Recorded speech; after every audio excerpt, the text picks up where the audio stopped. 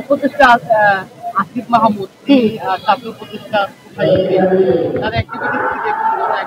আমি আসিফ মাহমুদ সজীব ভুইয়ার কোনো অ্যাক্টিভিটি দেখছি না, কারণ আমার সাথে এই তোমার প্রেস ক্লাবে ব্রিফিং হয়েছিল ট্রাফিকের, ওখানে আমার ছবিও আছে ওর অনেক, ওর সাথে দাঁড়িয়ে ওর কাছে আমি নাম্বার চেয়েছি, সে আমাকে নাম্বার দিয়ে অ্যাভয়েড করেছে। এবং আমি তার যতটা তার ফেসবুক বা ইউটিউবে যাই দেখি, যার মোবাইল থেকেই দেখি, আমি সঠিক একটা কবিতা অথবা একটা মেসেজ দিই, ওই মেসেজটা কিন্তু এখনো তার কানে যায় না, কারণ সে পেট আর পকেট নিয়ে আছে, আমার আন্দোলনকারী নিয়ে সে নাই এখন আর। যেই পার্লামেন্ট সরকার, গভর্নমেন্ট সরকার আগের যুগে যারা দেখেছ, যারা দুর্নীতি করছে, করে গেছে, এই বাংলার মাটিকে শোষণ করেছে, শাসন কেউ করেনি।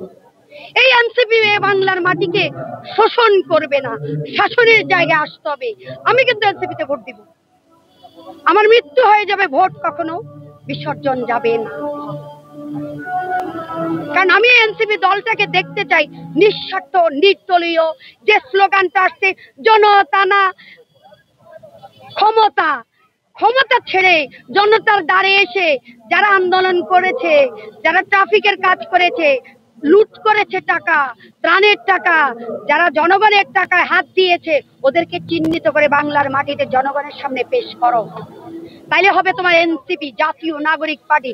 নগরতান্ত্রিক যদি হয়, দলতান্ত্রিক যদিও হবে না, নগরতান্ত্রিক যদি হয়, তাহলে তোমার পেটটাকে বাদ দিয়ে, পকেটটাকে বাদ দিয়ে নিঃস্বার্থভাবে, নির্দলীয় ভাবে এগিয়ে যেতে হবে। তাহলে এনসিপির ভবিষ্যৎ আমি চির দেখি।